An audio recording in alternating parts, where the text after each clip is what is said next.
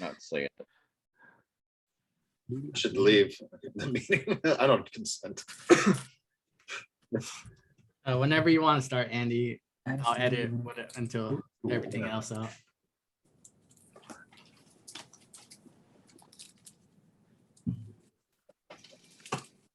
What's going on, everybody? This is another episode of Seamen on Film. This week, I'm your host, Andy. I chose the film Christine out of the 1980s horror genre selection that we had going on our Wheel of Movie Fate. And this is the film based on the Stephen King book about a Plymouth Fury that had developed bloodlust and would kill people that wronged the car or ultimately its owner. So if you've seen the movie, you can join in on the conversation probably in the comments section. And if not, I suggest you watch it, or we'll get to everybody else's opinion as we discuss the film here. So we'll just go around and let me know if you've seen the movie before this assignment or not. So we'll start with Adam. I have not seen the movie. This was my first time, and I thoroughly enjoyed it. Okay. Sabrina? I've never seen it before. So this was my first time watching it, and I thought it was weird, but enjoyable. Okay. Joe? My first time watching it as well. And not too bad. You know, it's 83. Yeah. So, but yeah, decent flick to watch. I was glad I did it on like Halloween weekend. Right. So I felt like I was like in the spirit. So yeah, I'm into it. Chris or Union Jack? I was about to say, I don't know who that Chris guy Chris is. I don't want to rob a bank with you now. I guess me and Herschel are the veterans of the group. I've seen this at least 20 times in my life. And if I say at least 20, maybe 50. Yeah. And I loved this movie. When I was a kid, I loved it. Watching a car with, as Andy says, has bloodlust. Yeah. And it also experiences the ranges of, the emotions with jealousy and of course hate. So I enjoy this movie, and I don't know if that's, you can call it CGI back in the day, of Christine bringing herself back to life all the time, but yeah, it's very entertaining. That's special effects. I don't know. Yeah. It's something, it was 1980, so got sure we something. had, limited capabilities back then. Yeah, weird that a car would do this, but I love it. Yeah. Herschel? Yeah, I'll echo what I'm sorry, Union Jack was You saying. have to say and piggyback in this group. Piggyback. That's right. I'll piggyback. Probably saw it for the first time in 1984 from the video store, because back then it took about a year for things to get from the theater to the video store. And 20 times is pretty accurate, if not 50. I'll put it in perspective. When he reached out, he being Union Jack, reached out and said, hey, they're doing a discussion on Christine. It was like a Monday or a Tuesday. And I said, wow, absolutely. Because we literally had just watched it that Sunday before. Oh, nice. I'll add it to my Halloween rotation. No, it's a good one. And, I liked it as a kid. I liked it now. I watched it again. And there's a few issues I have with it that developed later in life, I guess, but overall it's still a favorite. I nothing is wrong enough with it to keep me from liking it. How's that? Yeah. I'd seen it probably half dozen to a dozen times, so I was fairly familiar with the movie. It would be one that you would catch like in rotation, like either in Halloween time or whatever, like on the Superstation or something like that, on TV and whatnot. So I'd, seen it some growing up and whatever. And, I can remember my dad telling me some about it because he was a big Stephen King guy, read all of his books. though, the interesting thing about that, as I was doing a little research into the movie, at that time, Stephen King was so popular with his like some of his books being optioned into movies. The movie actually preceded the book technically on this one, which was interesting. All that. That was pretty Yeah. crazy. Yeah.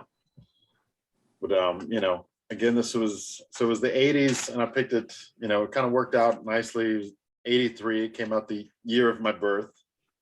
So thought that was fitting, and then being a bit of a car guy made sense too. Back in the 80s, America was very much still in love with their automobiles. We had done about half a season or so of the hit show Knight Rider with the Hoff. The premise the premise was a 1957 Plymouth had the Fury, which was a car they made that was I was looking it up on the Belvedere platform, and it initially just came out in sandstone white. It was a pretty basic car, but this one was the only car in red, since it was going to be the villain, if you will, kind of go with that visuals of the red car and being dangerous and whatnot. And the car just straight off the assembly line is getting its thirst for blood as it attacked one of the two of the assembly line workers, really. The first guy just checking it out, checking under the hood and everything, and then one of the, I guess, line checkers or something got in there and ashed his cigar on there. And kind of watching some of that, like, one of the first thoughts I was thinking was this was almost like a precursor to like Final Destination, because the way they would like not really telegraph, but you kind of see how they incorporated the environment at the setting for like how the person died, which was interesting. What were some How of did your the guy your guys' die at the thoughts? beginning? What's How did that? that guy die? How did the guy die at the beginning and on the assembly line? What killed him? Fumes. Didn't really Evil. Duh. I was thinking carbon monoxide. I don't know. That's She what choked it him. seemed like. She choked him out. yeah. She was the first UFC fighter. I mean, it very well could have happened. Like she could have been. She was like, that guy's hand blood tasted real good. I need more of that. That's one of the things that, like, granted this was made back in the 1980s, but like I needed a reason why Christine turned heel. I want to Right. see. It was the red car. I don't know. It was just like Or even if they Yeah. they accidentally painted it red, or there was a lightning strike, I needed something. right. Right in the movie synopsis, it says she gets her first taste of blood and she can't resist. Yeah, but That's it. it's like a chicken and the That's egg like- thing. Like she Yeah. didn't cause the death, but because the guy died, is that why she? No, the guy's hand blood. The hand, The hood yeah. king Oh. got the Okay. Yeah, first the taste of blood, faulty, and then she was like, hinge. "Wow, that is the greatest drug ever. I need more." That works for me. Yeah. Okay. Probably covered It's about more in cocaine, the really. book or something. Union Jack. I think maybe some evil guy in the paint shop mixed his blood into the red paint, Ooh. and that's Lil what Nas That X. could be it. and the red, maybe that should have been put in there, and the red paint symbolized Andy's bloodlust. But yeah, I was surprised at the beginning. I was thinking of a Could be. different element when the guy got in the car. Oh, Of course, he's going to What- die first. Great. I did like the taglines. Like there's a whole bunch of them too for this movie. Uh-huh. Like before I even watched, I like, and it was like bodied by Plymouth, soul by Satan. Hell hath no fury, like a 1958 Plymouth. They're pretty. There's multiples. I mean, some of them are funnier than the others, but Yeah. they're all, Sprinkle 'em in kind throughout. of corny like that. They're Right. pretty. Yeah. So I thought that was kind of funny. And then I really did want to know why Christine went crazy. But I mean, I'm buying the blood Yeah, situation. I'm into it, and That's all I needed. Yeah. That's the only reason. Because it sizzled like on the engine, didn't it, or something like that? Like you saw like, and then it got on the engine, the blood droplet, and then they were like, well, she needs it. Yeah, something like that. Yeah. It's in her system. Yeah, I don't need a huge backstory. I just need like Yeah, just a little bit of direction. Yeah, yeah. What's would the improve. car's motivation, if you will? Yeah, you thought whenever the old guy sold it, which I believe was a guy that used to serve with us on the Donald Cook. the Brit. I was like, is he wearing a bulletproof back brace? You thought he would have told the story why she killed, but he didn't. That's Yeah, where yeah. where Adam's coming from. Yeah, that was the interesting thing.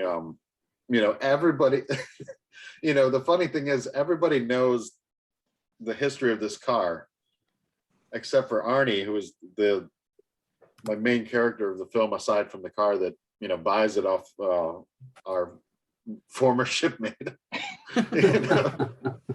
And, but nobody tells Arnie. It's kind of the classic trope of movies, whether it's a zombie flick or anything else, it's nobody talks to anybody. So Yeah. the plot line perpetrates, because of that. And so it's like, yeah, everybody finds out, yeah, somebody, the last owner died, or this car killed people, blah, blah, blah.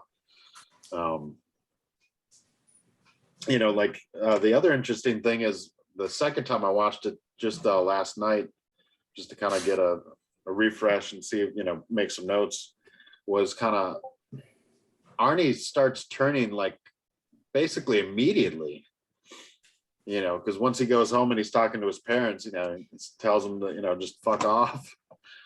It's like, this is the one thing I want. Like you could see, like he already started getting influenced by the car just from driving it in its, decayed state at that time. I think it's a good point, and I think also that's basically Arnie's first girlfriend. So I mean, he was completely blinded by love. you Yeah. know? He's I mean, I super don't- insecure and he doesn't have anybody else. So he just well, put yeah, I all mean, of other his than- emotion into that car. Yeah, other than Dennis, and that's it. Dennis in the car. That's all he had. Right. Joe, you had something? As like he got more into the car, well, I mean, he obviously definitely into it at the beginning, but as the car started like taking over his whole life or whatever, like he became like almost like Tobey Maguire in Spider-Man 3 cool, like kind of like jumped up through that. And Yeah. and I shit you not, the cooler that Arnie got, the bigger his collar got. Like it just kept on growing, and I'm like, it was Turned like into Dracula by the end of the yeah. movie. Yeah, I mean, it brought was this supposed up to be because, 78. Yeah, I did write this down. Arnie started getting more confident. I don't know how he got more confidence. He was already friends with like the cool guy in school who was Right. driving the old Charger. Yeah. Well, why didn't he have confidence? Why didn't he have all this, swag before? But I wrote, It's a real Screech Zach Morris dynamic. yeah, it was, it was like when the detective came up to him, old Harry Dean. Yeah. Arnie's wearing cool kid clothes, and with the big Yeah. collar, it's a black shirt, black jeans, and a black leather vest, just Yeah. to show you how dark his soul has gotten. Right. And I was just like, well, I said, okay, he's already made the transition. He's gone from, the nerd to the A squad that quick. Right. And he didn't have to wear glasses anymore. Can I Contacts. piggyback? Can I piggyback off of Joe's Spider-Man 3 comment? Because I literally wrote that during the film that this is basically Sam Raimi's Spider-Man 3, and the Christine car is basically a symbiote, and they had a symbiotic relationship, right? They do have a And they symbiotic even relationship. mirrored, Sam Raimi even mirrored it by like after he was possessed or attached to Christine, he started wearing all black like Tobey Maguire in Spider-Man 3. And even his color palette after he wore at his parents' house, he's wearing those blue jeans and that red jacket, which is super Spider-Man colors. So I thought that was once I You saw it. think that was pulled from that? No, but Oh, okay.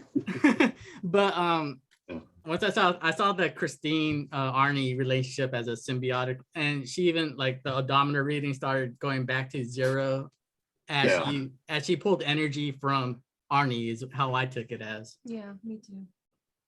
Yeah. Getting younger. I wrote it as she felt Arnie's love, that give and take. Right. But- Yeah, the car definitely did like the was the younger kids would know it, the bumblebee thing where it spoke through music off it. You know, the keep on knocking and you can't come in and all those great Well, songs. no, I mean, I think he had to prove himself to her because he put her back together. And then, you find out pretty quickly that, the car could have fixed itself the entire time. But, once he proved itself, now it's game on and I'm back to where I was. So Yeah. I guess he had to water the lily. Right. Yeah. So then, Andy, did we discuss the cock and the tailpipe scene was kind of weird, but it kind of explained why they fell in love so quick, and right. that was a weird turn, I think. Yeah. I mean, when Dennis said we need to get you laid this year, I don't think that's what it meant, but you know, definitely some great like 80s lines and whatnot else right there. As I was watching it again, when he takes it to the old man's auto shop and everything, it's like well, he was talking about the last owner guy had that so damn mean it's he could drink boiling water and piss ice cubes. Was a great one. Or it's like that's the last time you bring in that mechanical asshole in here all smoking. Or when he bought the car from our friend, talking about his brother having a car, it's it had that new car smell, the finest smell in the world, except for maybe pussy. Because you could say vulgar and sexist things back then. I wrote down junkyard Not to guys mention top some of the notch. treatment of the women. It did crack me up. Yeah. They Sabrina. did, Yeah. One of the funniest moments to me was when like they're at school and they're closing lockers and this one random nerdy kid comes up to the best friend Dennis, right? Yeah. And they're like, look at that slut. And it's like this, and it's Lee. We will find out it's Lee, but she's like wearing a bulky sweater and mom jeans. And I was like, and she's carrying books and she's got her glasses. I was like, what? They didn't try at all. How do you know that girl is a slut? Like, that was the most outrageous thing, because normally when that happens and they pan over to the girl, she's wearing something skimpy or she's flirting excessively or anything. But this was just like, she's talking to a teacher wearing a bulky sweater. You can't see her figure at all. And I was like, what is he going off of? She's going to But AP did you also chemistry catch class. how She's going to chemistry. She must be a slut. how the guidance counselor or whatever there's mentioned it's like we have a great yearbook committee and all this great place to meet guys. Like Yeah, already setting her up. yeah. So Like what is that all about? Yeah, Sabrina, you're so cute. We knew back then when somebody was a slut. It didn't matter how we knew. All right, because me and Should we Herschel take a grew up poll? we grew up in the Bible Belt, and all shorts and skirts had to be down to the knee. All right, but you knew the way she walked, the way she carried the books. The way And she carried the books. I wish there was a backstory on. I never saw Arnie hit on her or anything. They just No. Yeah, started they showed kissing up outside the together. football game, and That was and then it. they didn't show the relationship between why she called Arnie's best friend, and they seemed so close, but like that's like the first time you talked. Besides getting turned down. Yeah. Well, I don't think it's without reason. Like if I thought Adam was going insane, for instance, it's not really healthy to approach him with, I think you're going insane and you need help, I would probably go to one of you and be like, I need an intervention. So that's what I thought that was more than, and because they weren't doing anything romantic. It was weird, but it was weird that Lee and Arnie just showed up at the football game and then they were making out and that was it. Apparently they were things. And I feel so bad. Then Dennis gets his whole body broken apparently in a high school game of football. Yeah. Killed him. He was a WR2, right? Because if he was the number one wide receiver, he would have got the girl, right? I don't know. I thought he was like the quarterback too, almost. It was very weird. Like he was playing all the positions. He had to be a WR2. I just want to say this: that poor guy, John Stockwell. He hasn't aged great either, but No. he graduated. I don't know if you guys know. He graduated from that high school after getting his body broken, and he became a fighter pilot in Top Gun named Cougar, who lost it, and he lost the edge, and he turned in his air warfare pin, I think it was. But That was a funny part. Joe. The date kept popping up at the bottom. Right, the timeline, yeah, because it starts out, Anybody keep good track of that timeline by any chance? I was trying to I when I was was during watching the it again, movie, but but I didn't write it down. it I covers wish I probably would have written it down now so that I could most of see the how much school time year. elapsed. I mean, he gets it like beginning of school, like first day of school or whatever, September-ish. And it seems then, like 6 weeks later that he's like not only an expert mechanic, he's also an expert scrapper. Yeah, So in parentheses, like basically Mark Wahlberg in Transformers. right. He took high school shop, guys. I mean, Yeah. come on. Yeah, he didn't have what more money do you falling need? out of his asshole, So Yeah. I mean, this guy, he's got, there's a whole, when he fixed up the car, you have to see, if you have not seen this movie and you see the car that Arnie has purchased for $350, Which is and what he turns it into, it's crazy. In a short span of time. Football season's not even over with in high school yet. yeah. No, it is really short because, the whole thing takes place because the last time they're in, him and Dennis are in the car, he's talking about it's a New Year's Eve tradition. Yeah. So, Yeah. they went that far. And then Not only is he fixing a car, he's going to college, he's scrapping. talking about going to college. He's going to high school, he's scrapping, Yeah. he's fixing, and he's got time for courting. Yeah. He's got a gap. Come on now. Courting? yes. Yes, he did. I think Who you're is on this his guy? arm. You're from Kansas, aren't you? He's out there courting, and no, this guy's got. No wonder he went crazy. He probably just lost his mind from all the activities he's doing. Yeah. Plus, he's not only is he working on the car, he's working running parts and stuff for the shop owner. Yeah. Oh, he's got a part-time job. Yeah, yeah. Of course. Changing the It's probably toilet all the rolls and stuff. fumes from that nasty garage and all Yeah. those guys smoking. It's probably gotten into his head because cigarettes and all that stuff was less regulated back then. So there was probably extra amounts of chemicals just seeping into his brain. Can we talk about that car shop owner and how he doesn't want business at his car shop? That's how he survived. How does this dude make money? I don't know. I guess mostly from scrapping, It was more of a scrapyard junkyard than, He knows exactly what his bottom line is and what he has to do it, and he doesn't want to do anything more than that. It's those card games on the side. That's where he's making all his money. Yeah. He's got a side hustle that's not quite legal for sure. It's called money laundering. Yeah. Stuff What I in a like- manifold. What I like about all these movies in the 80s is that no, a girl or a nerd they're all incapable of opening lockers, but every cool kid can Just open tap on any it. locker Yeah. without a combination, nothing.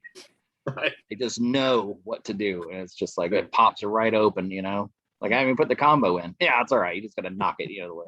Yeah, because then Arnie I tries it. don't It's like, well, he closed the locker. You would have to re-enter the combo at the least before you try and Fonzie that thing open.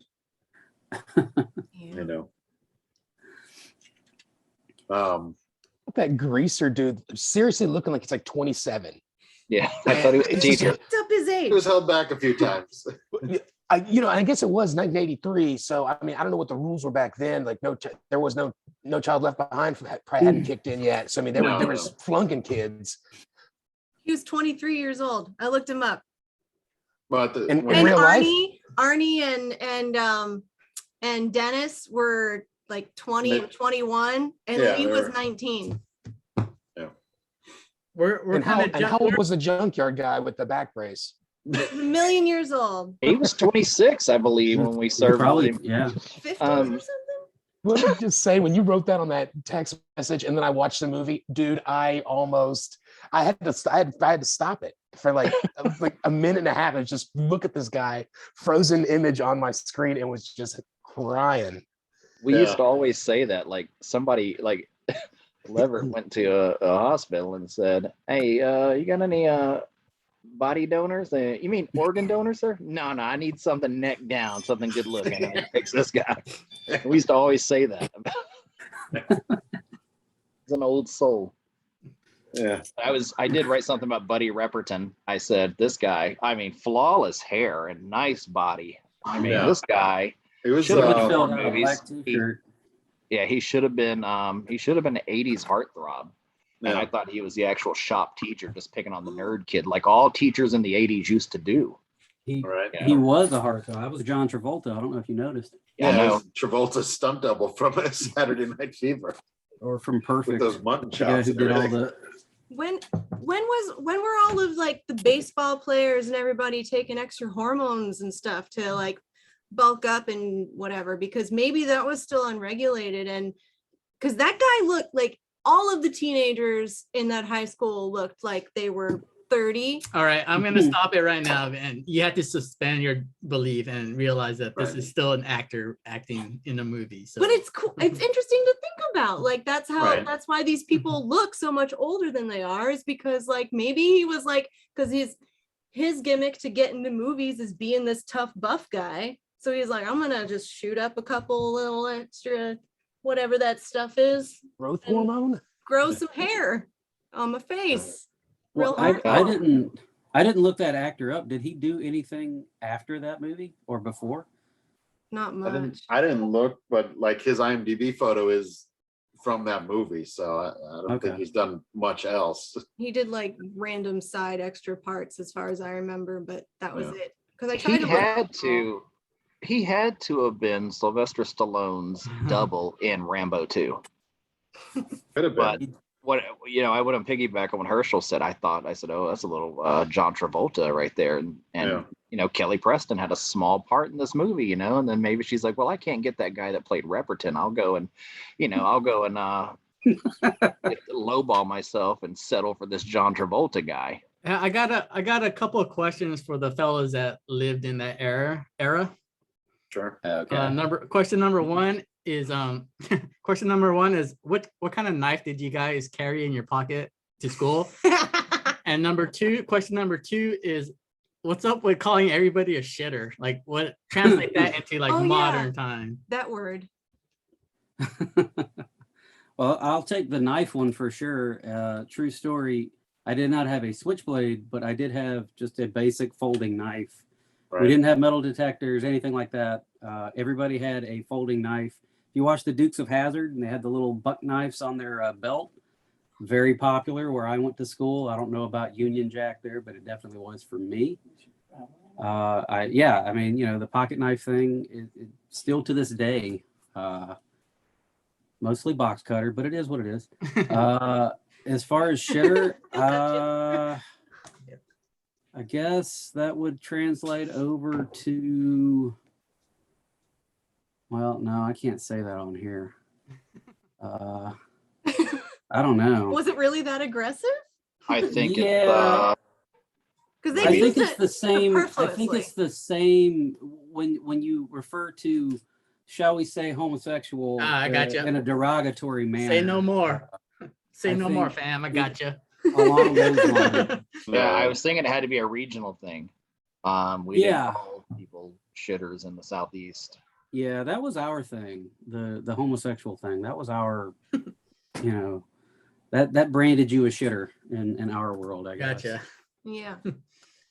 I would like to bring something up since somebody else brought up the Kelly Preston bit, and this is one of the things that kind of bothered me about the movie. If I have to nitpick, everybody's talking about Alexandra Paul or Lee as being the most beautiful girl in the school. Yeah. I didn't see it. I didn't buy it, especially for She was Dennis. cute. Yeah. Well, no, I mean, I'm not saying she's a chore to look at, but Right. when Dennis has got Kelly Preston throwing herself at him, and he's like, Right. "Oh no, I gotta go for the slut." Yeah. I'm like, no, man. No, That I don't. that I don't buy slutty it. slut good. with her slutty sweater puppies just swinging back and forth, Yeah. winging Ew. through. Chewing on Um, erasers. She knows what she's doing. Yeah. Slutty. Sweater puppies Um, grosses me out so hard. That's, you know, All right, kittens. Just then. fighting Sweater under a kittens. Is that blanket. better? Since we grew up in the era, I just want to inform you, Sabrina, and you guys are almost in your 40s, maybe. That Sabrina's still in her 20s, but the rest of us are in our 30s and 40s.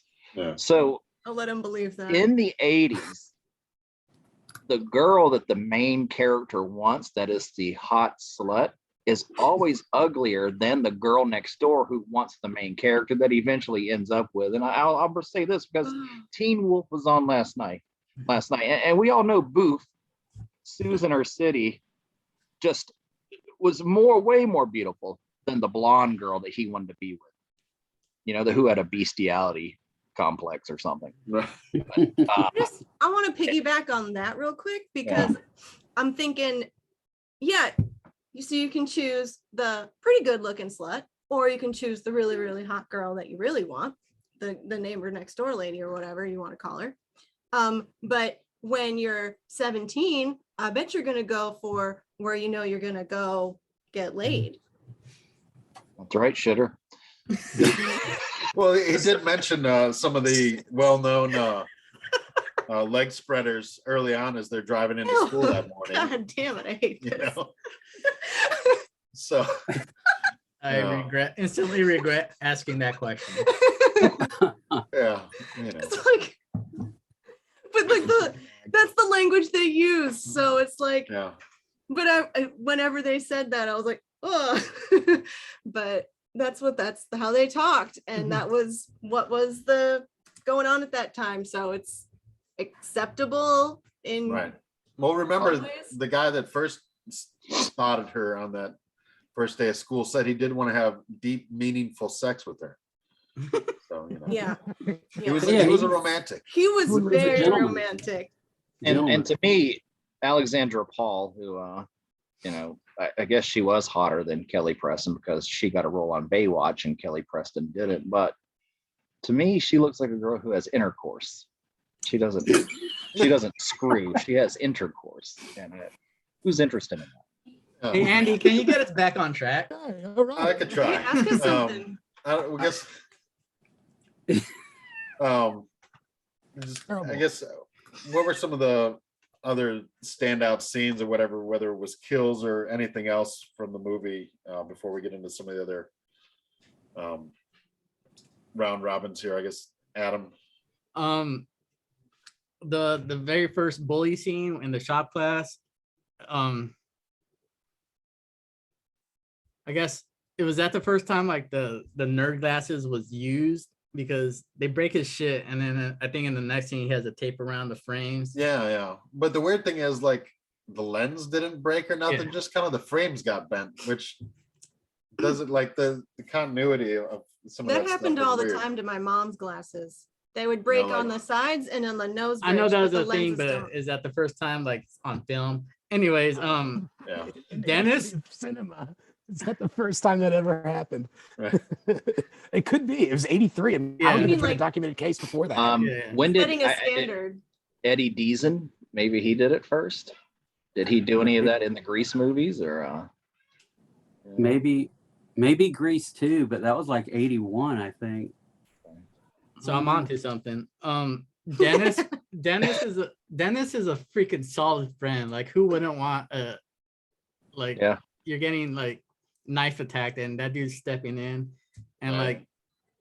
that teacher had a lot of balls still, because I would be scared of that. What was his name? Repperton. Like Ronnie that Repperton. dude was a legit scary dude, and that teacher was like, did not give a fuck. So I thought that Right. bully scene. He was a was shop pretty cool. teacher and he's dealt with yahoos, all his Yeah. teaching years. He's been attacked by a few welding torches. Yeah. That was my scene that I wanted to talk about. Okay. Sabrina, any other scene that we didn't mention yet that stood out to you?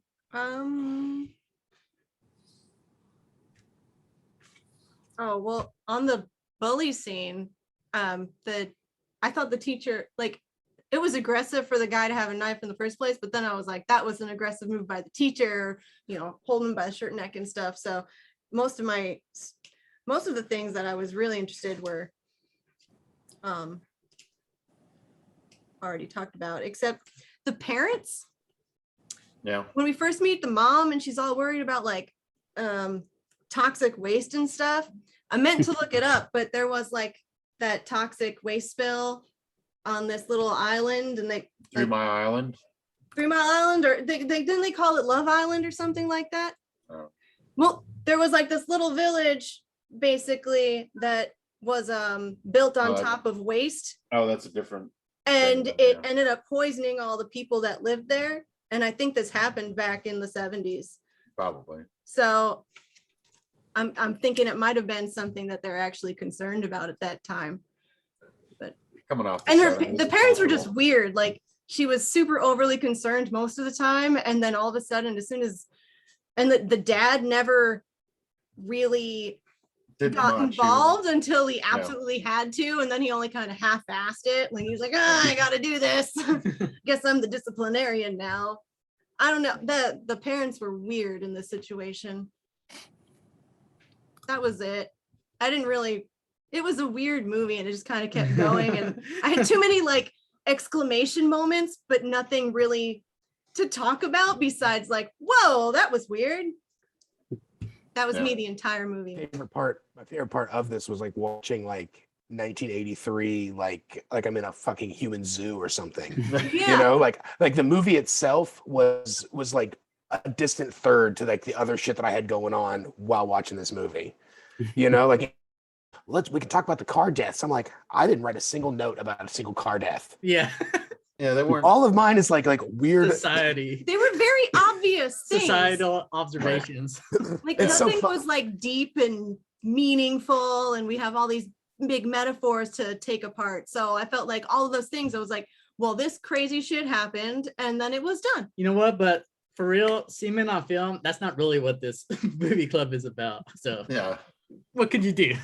Right? Union Jack. My scene was after, I guess, Repperton and his boys destroyed Christine, Oh, Right. and he walks in. Or yeah, I think it was after that. It was one of the times where she got beat up, but he's standing in front of her and he just says, "Okay, show me." And she starts playing seductive music and fixes herself up. Finally put her makeup on, Right. look good to go out and kill again.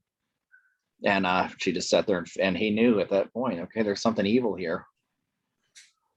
And that was one of my favorite scenes. But I did like what Sabrina said about the dad. He's just like, oh, I'm gonna fix this little nerd. He goes in there. Oh, Arnie puts a Charlie Sheen Navy SEALs move on him. Like Christine's taught this guy to be cool, to fight, everything. everything. Nobody can tell him shit. And he's a beer drinker. Who thought a nerd is a beer drinker? Right. In a hospital. Yeah, I mean, like that was the Which- thing. Like That dude's a fucking fire controlman right there. he was 17, like at the beginning of the movie, I think they mentioned, but I guess maybe he had a birthday or just he was so cool that he was He's able to, So cool, Pull he off, can get away with it. because it would have been 3-2-1 beer days back then, wasn't it? What does that mean? So back for people that don't know, many moons ago, it used to be you could kind of drink at 18, but it was called 3-2-1. It was 3.21%. So it was like a half beer kind of Oh. content wise. And then when you were 21, you could drink, a regular Budweiser. Oh, wow. Yeah, what a rule. It did remind me of watching this movie. It reminded me how acceptable drinking and driving was in the early 80s. Mhm. It reminded me of every time I got in the car with anyone in my family. You know, they weren't going to Chick-fil-A to get a sweet tea. No, they had beer in a cooler next to them. Right. And there was no such thing as seatbelts then. You know? Yeah. Here And we they're are still moving alive. they're moving out three empty cans to get to a fresh can. Yeah. Right. Yeah. Cup holders weren't a worry because you had a cooler. Herschel. No wonder your generation is so carefree. Yeah. Wild children. um, as far as scene wise, I mean, it's going to sound terrible, but it's true. Like for me, the first, I don't know, right up until where he buys the car, like I can identify with that whole sequence. Like that was very much what high school was like. Yeah.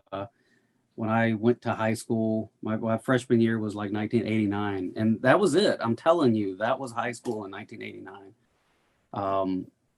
But scene wise, I really like. There's these little things like, you know, they destroy the Buddy and his little gang. They destroy the car, and the first one he goes after is what's his name, Moochie or whatever, the chubby kid. Yeah. And he sees the car out there, and you know nobody has that car but Arnie. That's the only one, and plus it's the only one you've destroyed. And he's like, "You're not still sore, are you?" Like, "No, man, we're cool. You know, whatever. You I just took a dump on the dash of your car. It's all good." square. That was so But- weird. You could brush shit off, you know. That's what Yeah, I you said. know, Shit wipes off.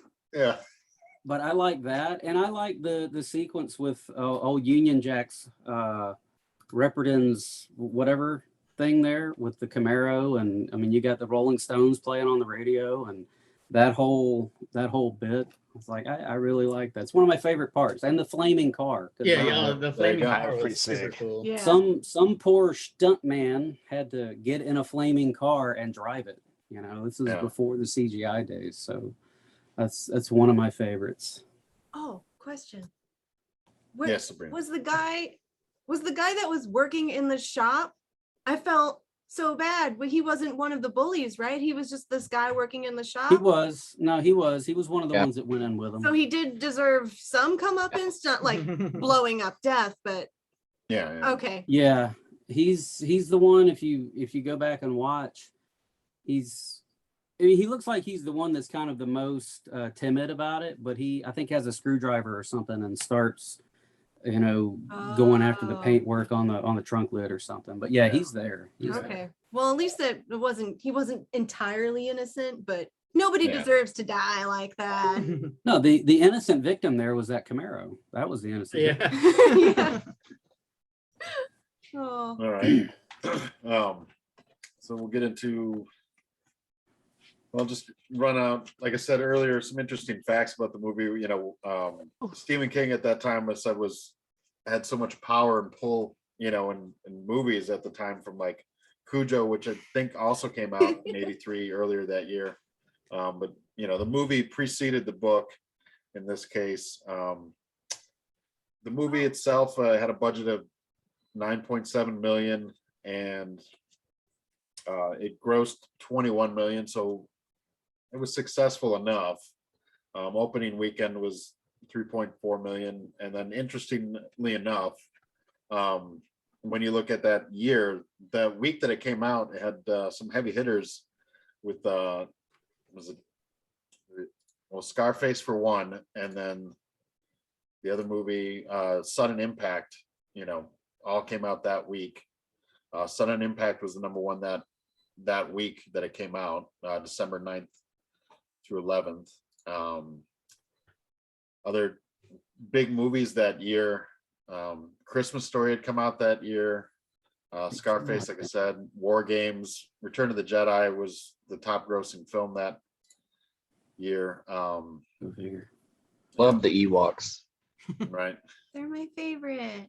And yeah, like the top 10 grossing movies that year, Return of the Jedi, number one, Terms of Endearment, Flashdance, Trading Places, War Games, Octopussy, Sudden Impact, Good one. Staying Alive, Mm. Mr. Mom, and then Risky Business were your top 10 grossing films that year. Seen them all. These are fun. What a fun year. Yeah, Like, right. that was elaborate. You had the whole genre. Yeah. So then kind of the first assignment for the homework aside from watching this was your top 5 movie cars. And also, before I have everybody give your top 5, I guess, what was your first car? What were you driving in high school? Kind of work off the theme. I was driving my parents' minivan. It was a 91 Plymouth Voyager. So that was a lot of fun. And overall, my top 5 movie cars, no real order, but I'd go with Bullet, the Bullet Mustang from the movie Bullet, which of course was huge in cinema because that was one of the best and like iconic car chases, back in the day. And Steve McQueen did his stunt driving, everything was one of the things he was known for.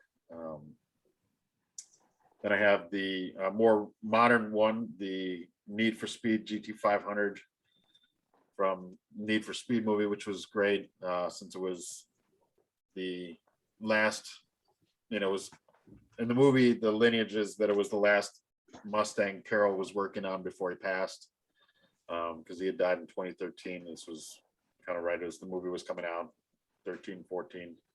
That was just a sweet modern Mustang. And then we had, of course, have to go with James Bond's Aston Martin DB5. I'll allow it. Go with Ecto 1 from Ghostbusters, of course, was pretty iconic and great. And then I had rewatched Death Proof not long ago, and the first car that we saw, the Death Proof Nova, was pretty sweet. That Kurt Russell had. It was a pretty sick car. So, Adam, you want to go next? Yeah, I was super poor growing up, so I didn't have my first car until I was already a man in the Navy, and that was Man. that was a 2003 Honda Civic, and Okay. that thing was dope. For my top 5 movie cars, I'm gonna do them in order of nostalgia. Starting Sure. at number 5 is the new Batmobile from the new. It hasn't come out yet, but I'm totally in love with The the car. forthcoming film. Forthcoming Batmobile from the Nice. Batman movie. Number 4 is the Ford GT40 from Ford versus Ferrari movie. Right. Saw that flick and totally in love with that car. Where am I? Number 3 is the Amp truck from Mad Max Fury Road. Oh, When I nice. saw that thing, I thought that thing was the shit. That's pretty sweet. Awesome. Number 2 is the 76 AMC Pacer, aka the Garfmobile from Wayne's World 1 and 2. Nice. That's a yes. Nice. Yeah. Oh, I have 76. I guess it's a 77. It's a Pacer Yeah.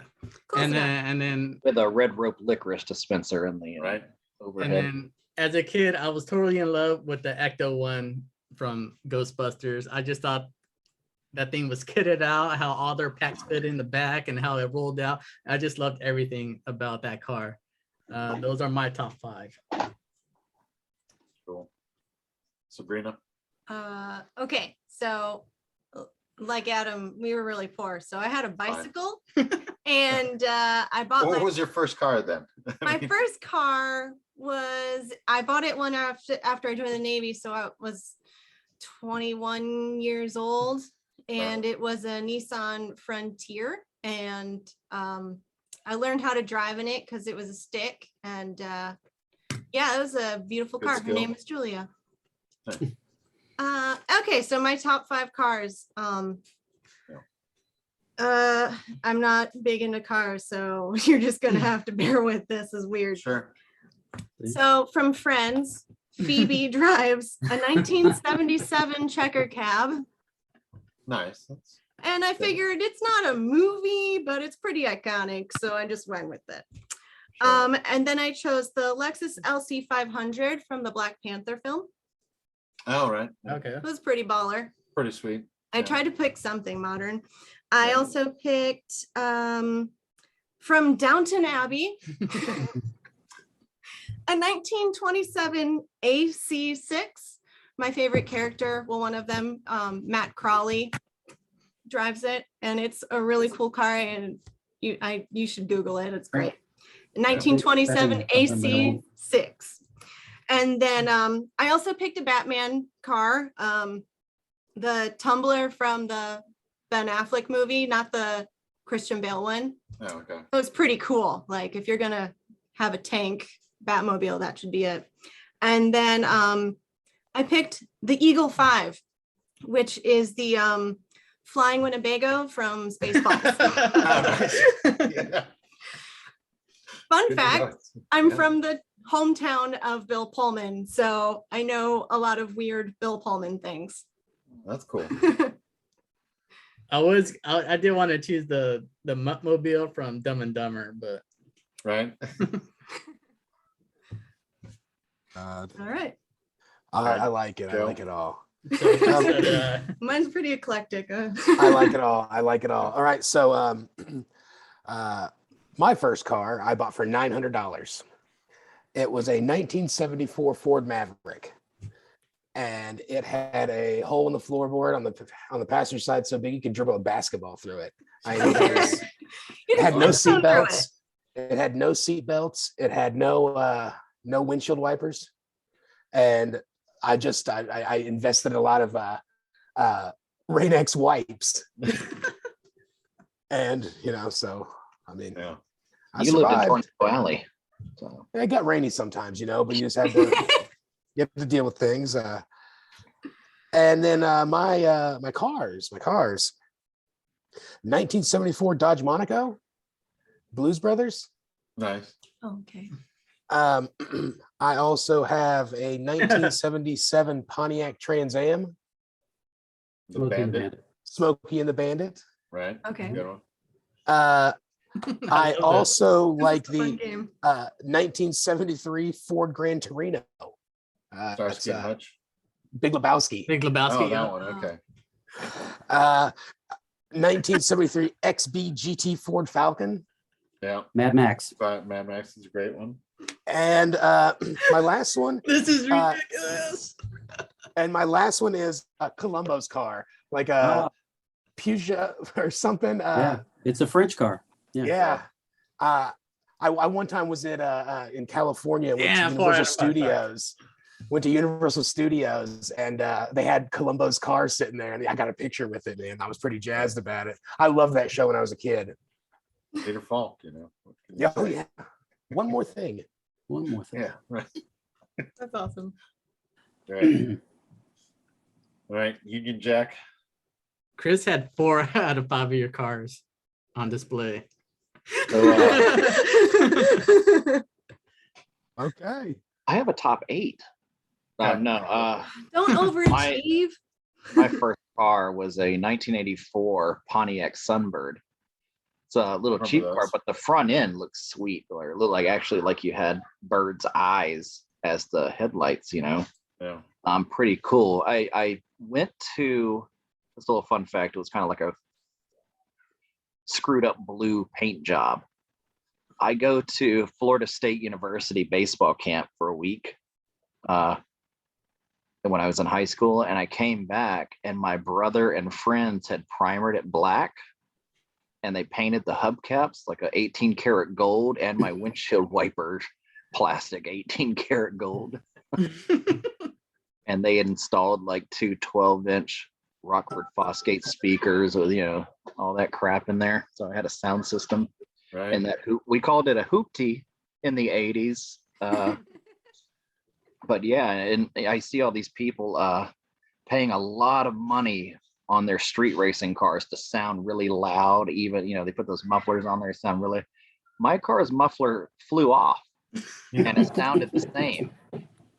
And I was like, idiots! All you gotta do is punch a few holes. And yeah. Okay, my top 5. I want to go with Adam, and I want to do the Wayne's World. Yes. Right. Pacer. That movie brings back a lot of good memories for me. The number one Saturday Night Live movie was Wayne's World. Yeah. Hot Rod not too far behind it. My number Some two MacGruber, movie gonna change your car mind. was the Vacation Yeah. station wagon. Also came out that year in '83. And let's say I have two of these, I think. Let's do this. I think Herschel knows this one. The Vanishing Point Challenger. Right. The original, I'm just going to drive this car and the movie's going to end type thing there. Yeah. It was referenced in Death Proof. The Yeah. second car he went out in was a 70s And Challenger. White. Since they did make movies, the next one would be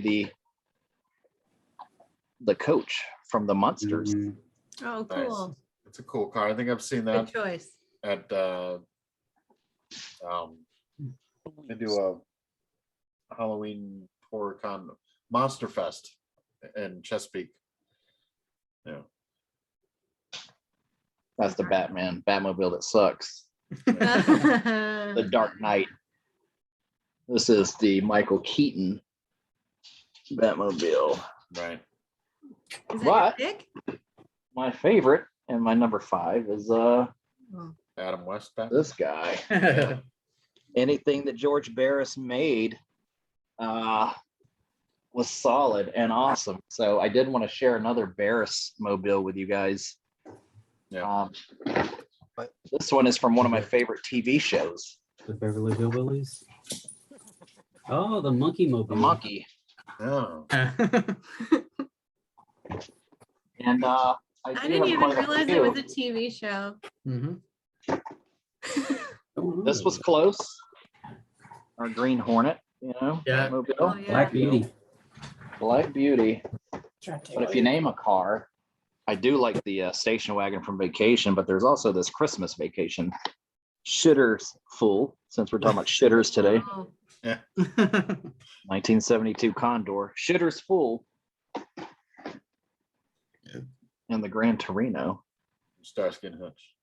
The other grand. They did make a movie. The other one. Yeah, if there's something else. Did the That's Flintstones popular. ever make a movie? Yeah, They they did. did. I don't know Two if of the them. car was Something actually called Viva featured Las in it. Vegas. This guy? Mystery Machine. I tried to stay away from cartoons. After I asked you guys in the chat, I was like, I'll just stay away from them. No, they made Because movies. I was gonna pick the Cinderella pumpkin carriage for sure. And you took that away. Yeah. Herschel can't handle me. No. It's good. No, it's good. Jetsons. Perfect. Yeah. They make a movie, Probably. Well, there might have been a cartoon movie, I imagine. and I know Yeah, when they found that weird Flurby thing. what about that? The Homer. The Homer, yeah. There Flintstones. you go. I texted Herschel once. I was in the store where I buy a lot of these, and I asked him if I should buy some of these. I was then I asked about this one. I don't know if you guys like Mustang 2s or whatever. That's a Yeah, cool. it's the lesser appreciated one. I mean, it wasn't great, but some of them looked okay, like the Cobras. Now I do have the Ecto car, but it's a huge one. And I also have the General Lee, of course, Right. to express our heritage, Herschel. You are from Georgia. Yeah. I also have the Dragula. Car on my list, but then I changed it because I didn't think that anyone would appreciate it. Oh, I appreciate it. I'm waiting for that Rob Zombie monster. Do you think he's going to have both of those cars in his movie? The Coach and the Dragula? I mean, he did the You're song. the Dragula. He's got the Right. song. He did the song. So Herschel's up now. Yeah. Is it my turn? Yeah, go ahead. My first car was a 1970 Dodge Charger RT with a 440 Magnum automatic. It came out of Wisconsin. So I too had a large hole in the floorboard. I remember when I got it, I literally took a dustpan and dust broom and swept the metal of the trunk up, and you could see the ground through the trunk. There was no trunk floor, so if you got in it, you rode around. You got out, you smelled like exhaust fumes. It's true story. So you were at pulling no- tail then, is what you were Yeah. saying. He smashed his totally. ass and pulls tail with that. Totally. Red with a black vinyl top and black vinyl interior. No air conditioning, like ordered without it. Right. It was South Carolina in the summertime, and it was rough. Well, let me tell you, black vinyl top, black vinyl interior, it was rough.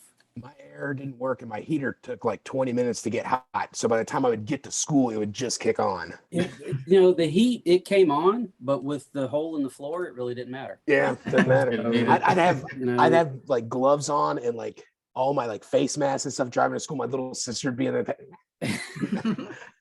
It was Your car loud. sucks dick. Talking Union Jack over there talking about it. It was loud. I mean, it was very loud, and I remember being that typical teen guy having to sneak out, not having to, but wanting to sneak out at night. So I would put it in neutral, Pushing and it push out. out of the Roll it down the driveway, drive. but it didn't matter. I mean, I'm not kidding when I say when you'd start it, it would literally rattle the windows in the front of the house. Terrible. Yeah. So I'd push it 20 feet down the driveway thinking, oh, my mom will never hear it. Right. And Yeah, that's far enough away for a 440. she heard it every time. It didn't matter. I Yeah. came home, she was waiting for me. Yeah, I have to go halfway down the block with that thing. But yeah, it was terrible, but I loved it, and I mean, I wouldn't trade any of it. Yeah. But so as far as the list goes, Chris alluded to some of it. So my number one is going to be the Vanishing Point Challenger. That was the dream car. That's what I wanted before I got the Charger. Hey, Couldn't Chris, you afford still one. have to show the carbs. I don't have them. I'm sorry. I got a couple, but they're in another room. Chris has to show them. So you saw that one. I don't know if he has this one. He probably does. Number two is going to be the CUDA from the original Phantasm, the 71 CUDA 4-speed. Oh, Do you have that one? Do Disappointing. you have a visual representation? No of that one? Phantasm. I mean, you can't even find a fucking Phantasm VHS, much less a Well, toy car. well, if you Google it, Why would you want 71 VHS? CUDA black. I really like the pistol grip 4-speed. I thought it was the coolest thing in the world. 3 and 4 both come from Bullet. I'm going to put the Charger on top because of the Mopar stuff. Mopar guy. Yeah. But number 4 is going to be the Mustang. I think it's just there. It is right there. Yeah. 68 GT fastback right there. So that's number 4. I too went down the TV route for number 5, and I'm going to go with Sonny Crockett's first fake Ferrari Daytona from Miami Vice. Nice. I grew up with old Miami Vice. Luckily, I'm not wearing the Miami Vice T-shirt. Normally, I would be, but the first one, not when he got the Testarossa, but the Roadster, The black made one. on the Corvette, the fake one. If I could, that's what I'd have, and I'm sure my wife would love every minute of it. You're talking about the black one in the Yes. first couple seasons. I actually gave them the real white one, right? But Correct. black Because- one with the wheel well mounted camera. So you can Yes. listen to In the Air Tonight as you're You have driving. to, In the Air Tonight has to be playing, or something from Glenn Fry. I think Yeah. that's actually all that comes on the radio in those cars. But It's like Christine Yeah. where it only plays old. a weird frequency. I'll do a little self-deprecating humor. Mid 80s Miami Vice was a huge thing. In middle school, I cannot tell a lie, I dressed like Don Johnson. I had the white suit, I had yellow pants, I had the whole Respect. thing, man. Respect. I think I've got a picture. Now I don't have it with me. I'll ask my mother because she doesn't throw anything away. But I think I got one of my middle school photos made in the Don Johnson white suit. So awesome. I would love to see But that. You were smashing ass since 8th grade. I'm telling you, man. Jeez. And I had the mustache to do it. So Well, You I know, did, mustache. It's great. with the Terrible. with the advanced age of Union Jack and Herschel here, that nobody brought up the movie Maximum Overdrive and the truck from The that. truck. I thought Yeah. for sure one of you two would have said that, I- and it was on my there's a- list. There's a lot, man. You know, Um, there's a lot to try and even though I just know you think- guys love the '80s movies, and that movie is pretty '80s. Definitely one of my favorites. It's super 80s. But the anything truck Emilio from- Estevez. Marty McFly's truck was pretty. What was that? He just had a Oh. Tacoma or a Forerunner. Toyota, what was it, Yeah, it was, Was this a T100 or whatever, Yeah, something. yeah. the I don't original remember Terminator. him, But His 4x4. Yeah. Yeah. I had another problem. I wanted to pick one of the GTOs, one from Dazed and Confused or the one from Sex Drive. Two different Oh, years, right. both dream cars of mine. Yeah. I'll give you 69 another Dredge and Sex Drive was great. I'll give you another GTO, man. Another John Stockwell. You remember My Science Project? His Yeah. GTO. He had a blower coming through the hood, and I thought that was the coolest thing ever. At 12 years old. Or the GTO Vin Diesel drove in Triple X, And Triple X, shaved door handles and all. right? Yeah, I'd done just because I'm a Mustang guy, I did like the top 5, famous Mustangs. Well, I don't know if they're the top 5, but an easy rundown of Mustangs, just because a lot of Fords and stuff in movies. You have Bullet from the movie Bullet, the original in both movies it was 68 GT500 Eleanor from Gone in 60 Seconds. 60 seconds. Then of course the Need for Speed GT500 was great. You have the John Wick Boss 429, and then the Frankenstein Mustang from was it Death Race or whatever, the remake or whatever, the later one with Was that a Statham movie? Statham movie, and then they have the prequel. There's like the second, then there was another there's 3 Death Race movies. There's the original Stallone debut or whatever from forever ago, and then there's the Statham movie, and then there was a sequel. I can't remember if it was Death Race 2 or whatever, but it basically takes place before the Statham movie, but somehow it's a sequel. And I don't know how they had that made sense, but All right, I was surprised that nobody brought up one of these. Sabrina. Right. it was on mine, but I figured one Or- of you would already pick it, or because or it's the other so one. iconic. right. Back to the Future. They're kind of Oh, like too yes. obvious. So this is Biff's. Oh, Is it covered Ford in Deluxe, manure? covered Yeah. in manure. I mean, I'm surprised you didn't pick Daniel LaRusso's convertible. There, Yeah, I Mr. wish I could have, Union Jack. Oh, that is a cool car. And let's not forget about Grease Buddy Lightning. Repperton's Grease Lightning. Grease Lightning, right there. Nice. Yeah, Yeah. it's, I was like, the best I could Daughter's have done favorite. Knight Rider wise would have been the I also have a Mag Night Industries Rider. 4000, because there's the Knight Rider 2000 movie. It was like a TV movie, but it would have been a stretch, but I could have done it just to get the Knight Rider reference. Remember that. Ferris Bueller had another iconic. Yeah, his dad had that. It was a fake Ferrari. Yeah, it was a 250 Spider, I think. Trying to Yeah. remember what yeah, that was a great one. Real quick, and ask a question. Yeah. Does anybody here play Scrabble Yeah. or is familiar with how to play Scrabble? What is the point ratio from fellatio versus ratio? Depends on where the tiles land. Right. Yeah. Okay. I mean, Yeah, you're yeah, getting- yeah. I've You're never getting, played Scrabble.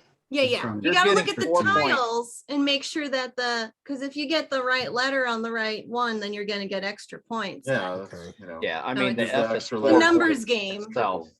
So if you have an F, that's 4 points. I think the L's are 2 apiece. And ratio, I think they're all 1-pointers. Ratio So- sounds like 1-pointers. And another good a words with friends story was some random woman asked me Yeah, to play. we're off topic now. Okay. And It's we're related. getting towards the end of the game, and I put the word rape. Oh, Yeah. geez. Let's And bring it back. because- let's because Andy, save us. Segue, quick. the P landed on the triple Union letter. Jack's gonna say something he regrets. I could have put pear, but then she just starts like sends me messages like, how dare you, and all this stuff, like attacking me. And I just said I wanted the triple letter score for the P. Yeah. Yeah. To the game. So I didn't put pear, I put this.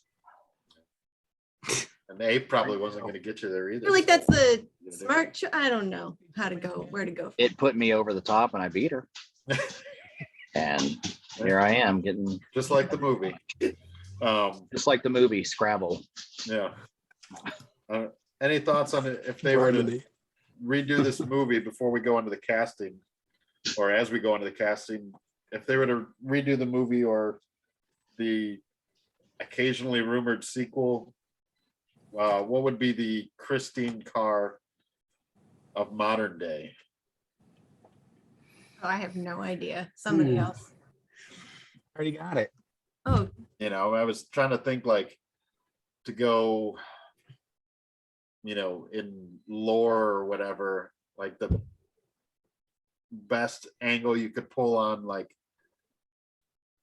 you could go with the runaway Toyotas, you know, when they had that I think it was mostly the Prius or whatever, they'd have that issue where the accelerator would get stuck or whatever, and it would just keep running. That's about the best you could maybe do, aside from all the Mustang memes that leaving car meets and hitting people, that kind of thing. But yeah, I'm not sure which way they would go. We don't have anything with that menacing of a name, unless you would like, you know, pull the Mercury Marauder maybe. Yeah. A cool car.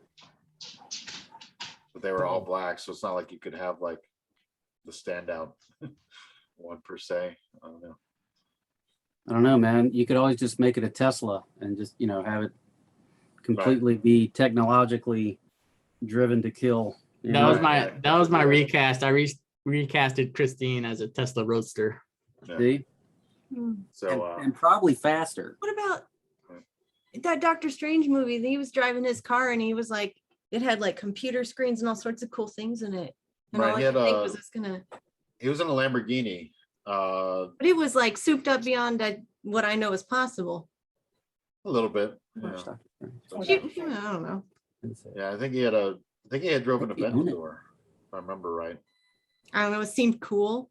Yeah. And I don't know Lamborghini, what, you know. I Well, don't know enough cars. Christine was 21 years old when in the Movie movie. takes place, yeah, because it was So you'd have 57 to- to 78. Maybe like a Dodge Viper or something. Yeah. Yeah. Another great show. Plymouth Prowler. Plymouth Prowler. That'd be awesome. It's probably a Honda Accord. Like seriously, like it's a Del Sol actually. 20 years ago. Yeah. Yeah, and they don't even have any character or any, you know, like, you know what I'm Yeah. saying? Yeah. Like GT Cruiser would be And the Viper. hilarious. an HHR. Right. You Maybe. You could do a That's what I Honda drive. S2000, you know? Yeah. Ooh, yeah. Yeah, so then we'll play Oh, the yeah. recast game, which of course you would have to do three roles recasted in your modern day remake, and then plus Carl Urban. And of course, for the regulars, we can't reuse actors that we used in our recast of Smoking Aces, you know, except for Carl Urban, you know, because he is eternal. And so my recast cast Freddie Highmore as Arnie. Went with him, like he kind of seems like a good character to play Arnie. He played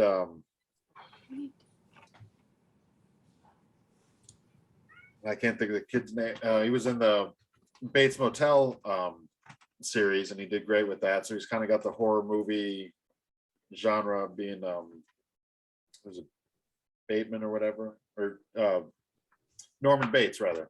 That's right. Yeah, so I thought he was a good cast to do that transformation from like the geeky kid into super cool guy and black on black on black clothes, catching this sweet car, whatever it would be. For his best friend Dennis, I went with Will Poulter, who's had a recent surgeons. I guess he's going to be in a superhero. He's in a Marvel movie or something coming up. It seemed like he'd be a good cast for that. For Lee, I went with Anya Taylor-Joy, and she was just kind of a female actress in her 20s and just good looking, so it seemed like a good cast. I almost picked And then Carl Urban, I would make Buddy, just because I could see him being that kind of. He would be, a great asshole bully type. So that's where I put beloved Carl Urban. I dig all those choices. Yeah. Adam, you want to go next? Sure. For my recast, I recasted Arnie as Asa Butterfield. Okay. What Good was that choice. movie?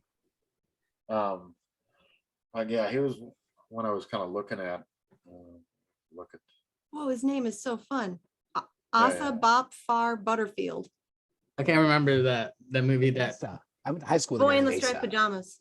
Originally I just wanted original. I was gonna do Oh, he's in what is it, Sex Ed or whatever, too, the Netflix series. I was originally going with Christopher Muntz Plasse for Arnie, but Yeah. I changed it to Asa because he was younger. Yeah. The shop owner, Will Darnell, I casted as John C. Reilly. I thought he'd be perfect for that role. Yeah. and I was thinking the King Kong John C. Reilly, not the Step Brothers. Right. Either and then- one works. What's that? Either one works. No, I like King Kong more because he was just the old man that's just out of his time. Where Step Brothers, he's just an idiot. Yeah. Like I said, I recasted the car Christine as a Tesla Roadster. It's coming up on 15 years, but it has all the everything is there. It's basically sentient, it can park itself, so it just makes sense to roll into become a killer automobile. And then same with Andy. I think that's the obvious choice. Is Carl Urban. I recasted for Buddy Rupperton, the bully. Yeah. It's unfortunately because I hate to see Carl Urban die, but I think Yeah. that's his best role. He would look great with those sideburns / chops too.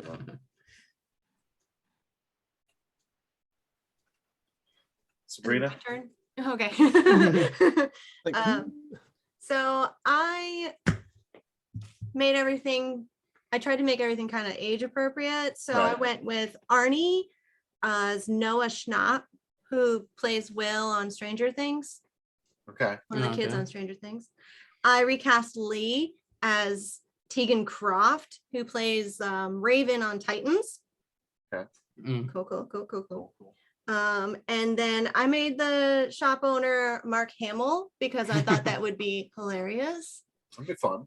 And do it. then I put Carl Urban as the detective because Oh. the taking detective Heritage really Stage. was like an interesting character, and I thought his the actor himself was a little lackluster. Yeah, I needed some more backstory on him. I too. wanted more detective, and if Carl Urban was there, it would have been more detective. Yeah. Would have So been a that's- good Forrest Whitaker role. He could be that guy just rolling up being the that's cliche that he Definitely does. would choose Carl Urban over Forrest Whitaker on Yeah. that. Yeah. I almost picked Anya, by the way, Jesus. Andy, for Oh, yeah. Lee. Yeah, it came up Nice. in my mind too. Okay, next. Joe.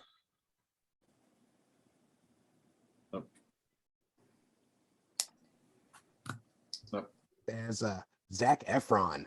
Wait, Zac repeat. Efron. Start over. Yeah. Okay, I Dennis, the best friend, Yeah. as Zac Efron. Okay. Yeah. Makes sense. He's the hard body young guy. The main dude, Arnie, I did actually choose Christopher Mintz. Oh shit. Only because like I saw him like transition from a nerd into like a hard ass and kick ass. So I'm like, yeah, I mean he can obviously do the change. If not that, it would have had been Tobey Maguire probably. Lee, the hot chick. Yeah. I Main love interest.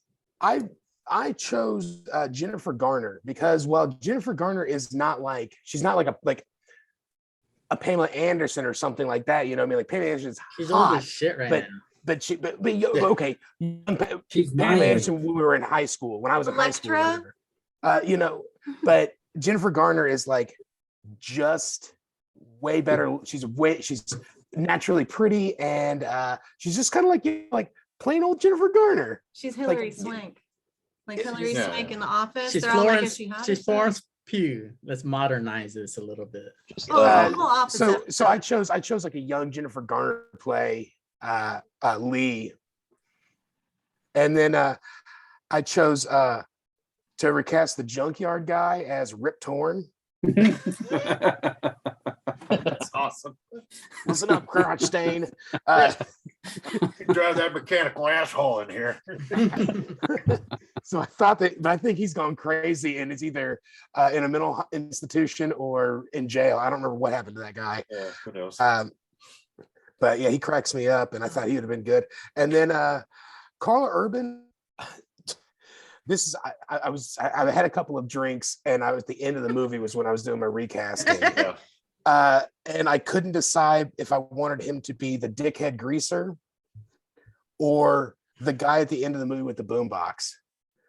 Like there was like a little short scene that had a guy with a boombox, and I was like, Carl Urban, jump right in there. Yeah. This shows up. You know, but yeah, and yeah, I think that everyone just kind of, you know, with the exception of Sabrina, who picked way better than everybody else on that one, because we all decided that he was like, it just like, I think I just had to jam him in there somewhere. It's like, the bully. I tried to give him a real role. When I was- Yeah, you did a really good When I- job. Come I'm on. really jealous of your answer, by the When way. when I was doing the recast, all I could do was put a super bad cast into this movie. And, Seth Rogen, yeah. he's the cop. All right, Union Jack. all right. So for Dennis, I'm putting Freddie Prinze Jr. as the cool high school kid, because we know he can play that role. He did it 17 times. He still looks His young 40s. enough. Gotta pull it off. Arnie, I was thinking Justin Long, I was thinking that too. Yeah. Yeah. and That is a good choice. Repperton, I'm putting Matt Schultz. He always plays a good dickhead. He's big enough, and he's always the badass in the movies. If it's Fast and Furious, if it's hell, he was in Extract. Oh, okay. Yeah. He was in what else was it? Mr. Brooks as the escape con. Yeah. And I also did It's in Blade 2. I also, you know, like if I were to recast Christine, I would chose Lightning McQueen.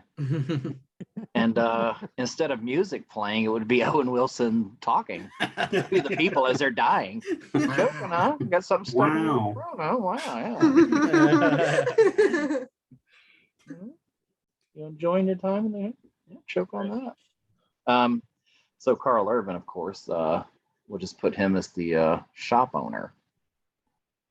That could work Yeah. too. I was either gonna do shop owner or the detective, so I'm glad somebody did that. Yeah. I'm I sticking with my wasn't- John C. Riley. Whatever. All righty.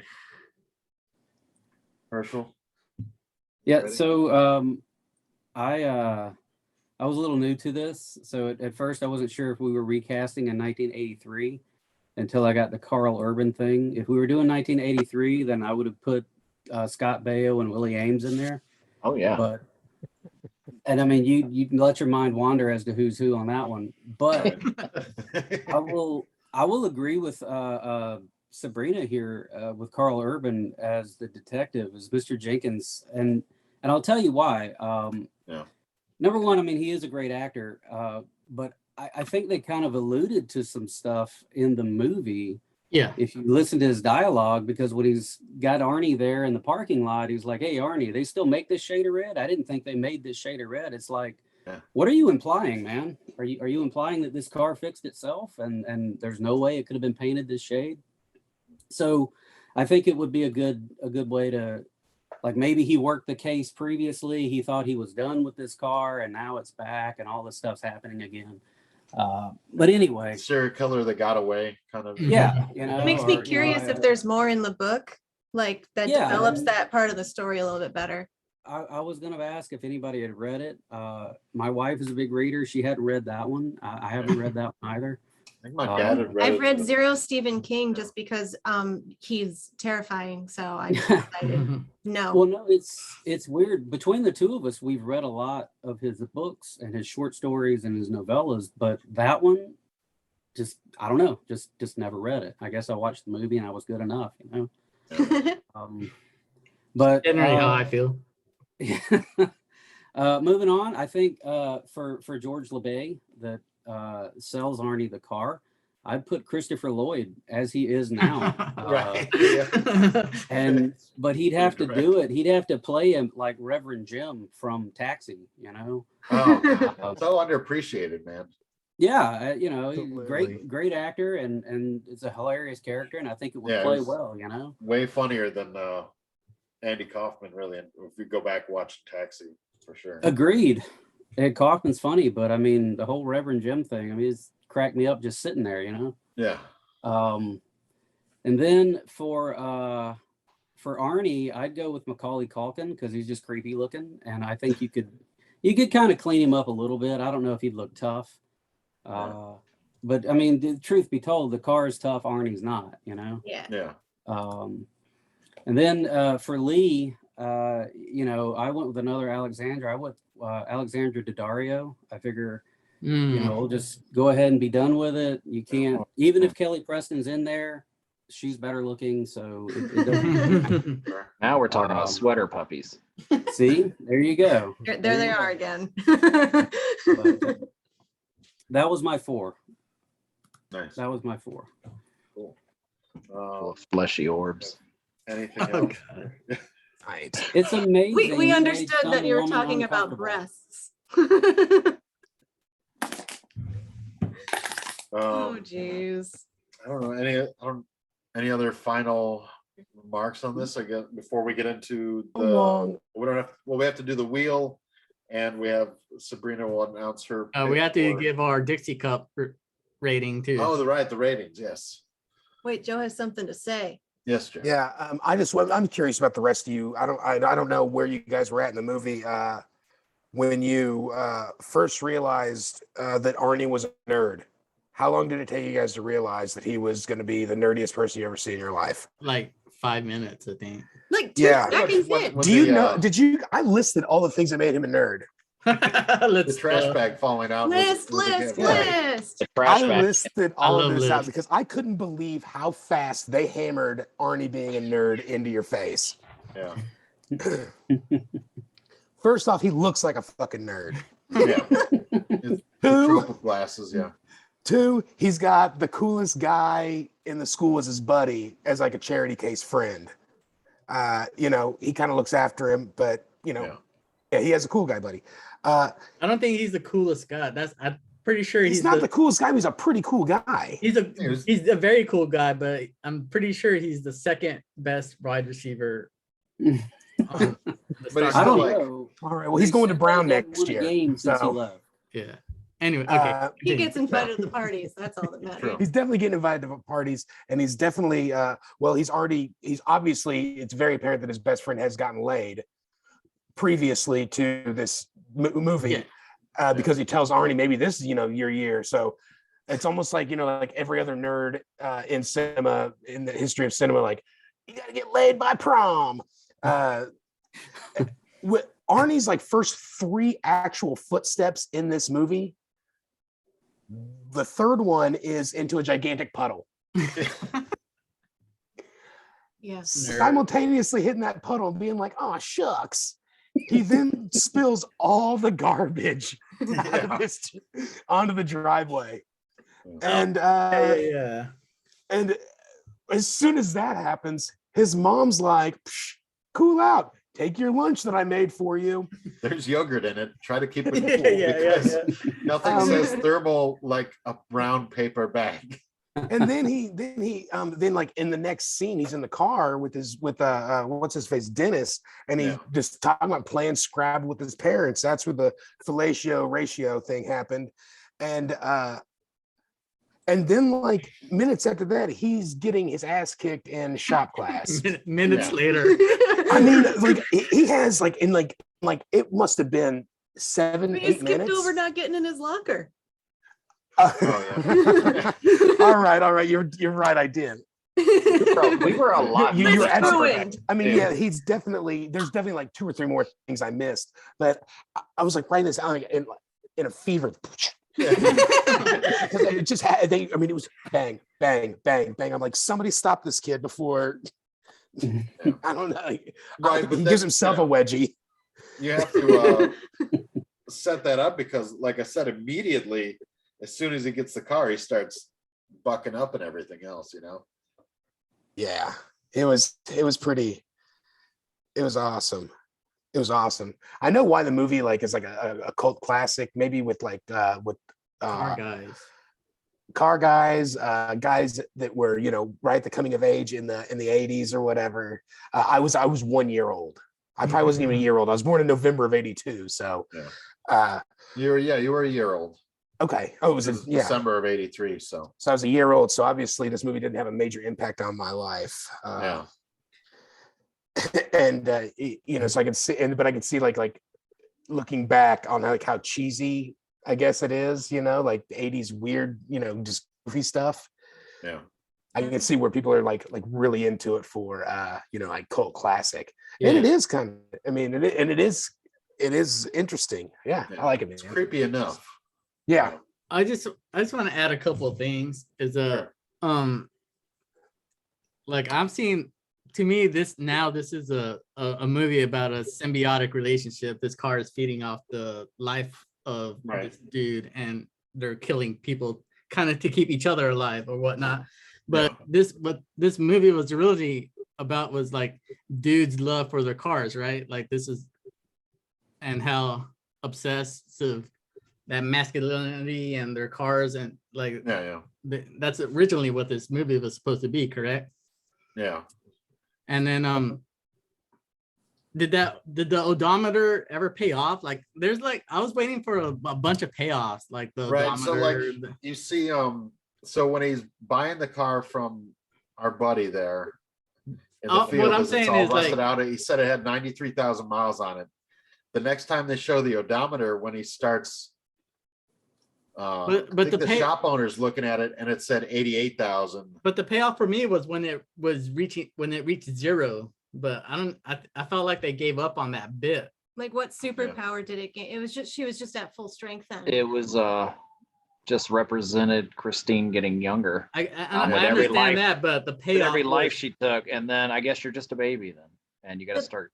The payoff was the curse was complete and Arnie was fully hers. But Yeah. but did they ever show the triple or the zeros all the way across? I feel like they just gave up on it. I thought Yeah, they I got think saw so, a zero. Oh, did it get? Okay. Yeah, it got the zeros. Okay. When Arnie died, I think. You didn't Yeah. pay attention. And okay, another question: Can Christine recover from this cube form with a strong enough life owner person? I mean, it was already moving a little bit. Yeah. you Yeah, know, it moves a so little bit at the end. There's you know, something there, I guess. You leave it open, kind of thing, but You put the right gender fluid in her. Maybe what happens is kind of like a Jumanji situation where it was like a board game that like got buried in like cement or whatever, but Yeah. it came back as a video game, and that's why it's going to come back as a Tesla truck. right, the It's not Cybertruck, or listening just when he said gets melted semen. down. They're gonna into melt it something. down. Yeah, I gotcha. It's reused. Okay, I'm done. Yeah. That could happen. You got Yeah. it. So our ratings. Joe, you got something else? Did this movie win any awards? I didn't look any of that stuff up. I usually would like, do that, I but don't really think so, because again, it comes out the same week as Scarface and some other bigger movies. So like, I mean, not even like I when it was like going back into like car form, that kind of like was cool looking. So I mean, maybe some sort of effects award, but no, I don't see anything. No, No, not with movies. Return of the Jedi that year. No. Yeah, Oh, movies. Yeah, there's yeah, and Cujo Wow. was earlier that year, too. So I mean, Yeah. When movies like this don't win awards, they win hearts. yeah, And right. and it's just I guess nowadays there's a lot more award ceremonies than were probably in '83. It seems like every movie nowadays at least has something. A There's satellite. like 5 categories back in the day, and now there's There's, you know, 75. everybody has an award show too. So. how cool was Bad to the Bone at the beginning? Like I felt that coming out there hard like that really set the pace for me. Like getting it. I mean, first of all, I love George Thorogood. Like love it, love it. And that thing came out. It did. I was like, oh my god! Like one of the most iconic like guitar riffs in history. Yeah. I mean, when it comes on, you know what's happening. Some shit's about to get live. You know, And- if they do the remake, you know, they're using like Limp Bizkit songs. I hope so. I hope It's so. a really good show. I dove into some Limp Bizkit like last week, and I was like, Should have been last night because the album just came out. oh, which one's this called? I don't even Something know, man, about but I listened to it a Bad little bit. It Vibes was or all right. Something like that. All right, are we doing ratings, or do you got more stuff, Joe? No, no. Remember that? She did say TTFN. Yeah, I did catch that. Ta for now. I thought that was really Adam- funny. Adam was like, "What's that?" And I was like, "Ta-ta for now." Yeah, you never hear that anymore. I thought that was pretty Yeah. cool. I thought it was interesting that that was that old because I was using that in elementary school and high school. Were you using it in a serious way or is it like a ha? I mean, we all knew what it meant. You know, when you were making those little paper notes, Oh, Right. yep, Like we okay. fold into footballs or whatever. OG We text would put messages. TTFN on them all the time and whatever. Ta-ta for now. All right. I All don't right. know. I wasn't writing very many notes to people. Yeah. I couldn't write. I Number was gonna one. say you needed to learn how to write first. Then you have to work on your fold game, you know. Actually, that would be my major Typical. problem. Your I'm handwriting quite the wordsmith. Okay. Yeah, you fold them into the little footballs. Well, You well, can I fold the had flag after friends- colors. You know, I had friends that I would think fold them in different colors and like they'd come out and they'd be shaped in like octagons, and then friends that would shape them into pockets, and then inside the pocket would be another note. I don't want to be that guy, but I'm bringing the conversation back to the movie. I'm just gonna say it was elaborate. I'm Ninja the only one stars. Yeah. just sharing our life experience here. Everybody else gets to share them. You fighting about that after this? So it's 1 to 5 Dixie cups, I believe, right? Yeah, and we could do half Dixie Yeah, cups. half cups. So No, it was 1 to right? 10. 1 to 1 10. to 10. was it 1 to 10? Okay. Okay, yeah, 10. Sorry. We had a fight about 6.5. Yeah, that's right. All right. So my rating for this movie, I guess it's really about a 6.5 seems about right. I mean, it's not, you know, amazing. It's not my favorite Halloween movie or anything. I'm not a horror guy anyways, but it's definitely a movie that, you know, sticks out for me. You know, because my dad had read Stephen King and everything, and you know, it's just kind of one of those ones. It's a little corny, but not too bad, and just kind of, I don't know, being a car guy and everything else, it speaks to me in its own ways. Yeah, I've got this. So, yeah, 6.5 seems Mhm. about a good spot to put it. Adam, Yeah, I'm not a big horror guy anyways either, but I enjoy it, and as I'm getting older, I hate like the super gory stuff. I don't care for the jump scares and stuff like that. So this was right. It's also a movie that I feel didn't take itself too seriously. It's just a horror movie that came out in '83 with some people in it. I was able to get through it. I enjoyed all the social stuff between the teenagers and the parents and all that. I dug it. So for a horror movie, I'm giving it a 6.5 as well. Right into mine. yep. Okay. I thought it was a fun movie, but it doesn't really have any it doesn't like give me any lasting impression. It's nothing to write home about. But if it's not bad, it is great for what it is. But if anybody ever needs a recommendation, it wasn't scary in any kind of way to me at all. Maybe that's just because it is older. I don't know.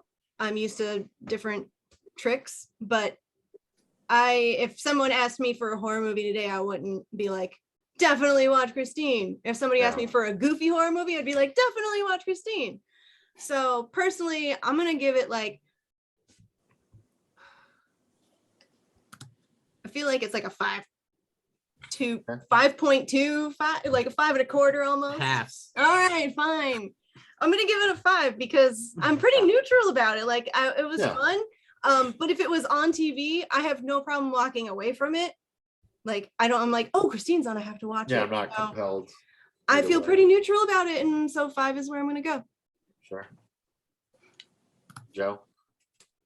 Neutral is the best way to describe that. Neutral is a good way to describe this movie to me. Yeah. I will tell you that I will definitely, like, if I see it pop on the TV or something, I'll flip it over, whether it's halfway through it or whether it's at the end or the beginning. I won't take it serious by like not leaving the couch. It's a rewatchable for me. I could pop it on and go do the dishes or something. I'm not going to be glued to my seat. Like, what's going to happen next? But I mean, man, I can't wait for this kill. Yeah. And like I said, I barely even remember the kills. Like, I mean, I was drinking a little bit and like tearing some stuff up, and it was getting kind of late. But and I only did watch it the one time, and I usually do I usually do a run through twice. Usually, one other time I watched the movie twice. So with that being said, unless something crazy in my life happens where I meet a new group of friends and they're like, "We're doing a Halloween movie marathon," I will probably never tell anybody about this movie again.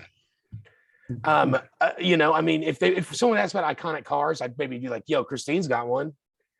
But outside of that, like, I'm gonna be rough on it. I'm giving it a 5. I'll watch it again, and I definitely will watch it again, and I'll watch it 100,000 times probably, because it'll be on all the time, and on the Superstation or something. So I'll be able to watch it.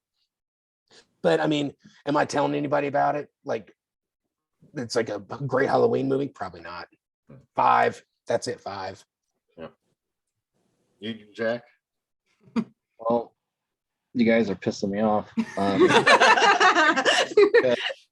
Sabrina, you don't have to write home about this movie because home has seen it. They loved it. No, I asked my mom. I asked my mom, and she said she raised you, and she hated it. Me. Got it. She hated it. My dad raised me. We watched it. It is rewatchable because I have rewatched it. Yeah. And you guys made me watch it again. But your ratings are not off by any means, because it's not the best Stephen King. It is a Stephen King. It's a book written by a guy who was doing a lot of Maine. He grew up in Maine, where there's nothing probably except for shipyards. So I do give it a 6, and I enjoy it. I can watch it. Yeah, I'm not glued to my seat. It's not horror. I don't like jump scares. I don't like this gory crap. I mean, I watched My Bloody Valentine the other night, and I just thought all the killing, it's all over the top, and it's all this crap. And this Stephen King movies aren't. It's just a story moving through, and it's like, yeah, there's no horror to it. I don't think it's a horror movie. It's just I'm not scared to go out to the street. People dying in car crashes, basically. And I do like it, and I'd rewatch it, but I'm not gonna. If I'm introducing someone to 80s movies, this won't be one of them.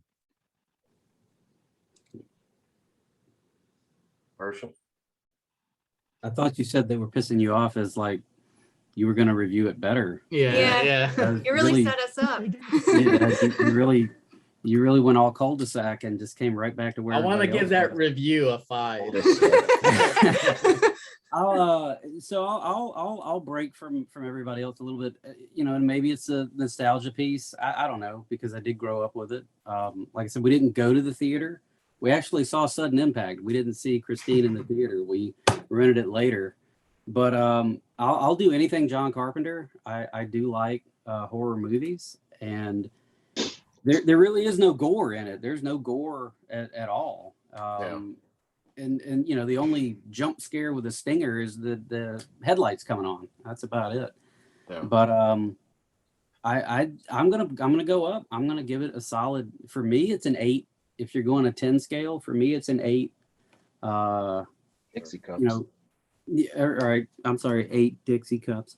But like I said, I mean, you know, rewatchable. I had watched it when he told me this was the movie. I'd already watched it like the day prior. Yeah. That's true story. But yeah, I mean, it's one like Joe said, if it's on, and you know, my wife will tell you I can watch the same movie every day of the week. So if it's on, I'll turn it on in the middle of it. And if it's, you know, AMC or Pluto and they're playing it back to back, I'll probably just let it keep running. Is it the greatest movie of all time? No, absolutely not. But I think it's entertaining. I think it's a slice, you know, it's a snapshot in time. Yeah. And I think it does a good job of capturing that sexist, you know, 80s. I love my car, I hate my girlfriend kind of thing. But so yeah, for me, it's a solid 8 Dixie cups out of 10 for me. Very nice. Yeah, change my rating to 9. I don't want Herschel to outdo me on his first show. You can't. No take back. But I think the only gore in this movie was Alexandra Paul's clothes.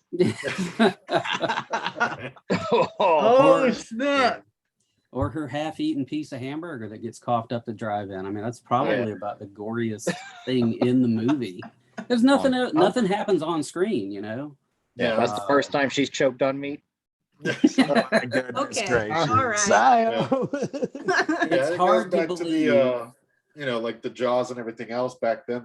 You know, was kind of the build up or like the allusion to things and letting your own mind take you was going to be scarier than anything they could put on screen. You know, a lot of times. So I guess they're kind of working off of that. Really, you know. I still have to watch Cujo one day, but I read half of that book. So, but you know, a lot of those early movies, you know, especially based on books and stuff like that, you know, it's the theater of the mind is kind of really the thing that gets you. You know, like you leave the theater and then you're, you know, on the lookout for whatever kind of was the thing, whether it's aliens, it's, you know, rabbit, Saint Bernard, and you know, whatever it's going to be. You know, you're in the ocean worried about a shark coming to get you, but you know, it's the last impression of being in that, sucked into that world for, you know, hour and a half, 2 hours. I think I enjoyed this movie more than you guys did. Not as much as Herschel over there, but like like you guys are correct, and there's nothing extraordinary about this movie, but it's for me it's completely rewatchable. Oh yeah, and I think I've seen it, you know. And Herschel's like right on, where it's like this weird snapshot in time that I think I find interesting, and that's why I dig this movie. It's all nostalgia for us. Like, I watched this with my dad when I was, you know, 6, and we had to rent it from the gas station because there was no Blockbuster back then. And Like that's where you got all the stupid horror movies like Sleepaway Camp and Motel Hell and things of that nature. 83 as well. You know, Going to like the grocery store or something and having to go rent movies. Yeah, Like we had a place called JR's Western Wear, and in the back it was attached next to a Price Chopper, which is a grocery store. And in the back of JR's, they had a place to rent videos.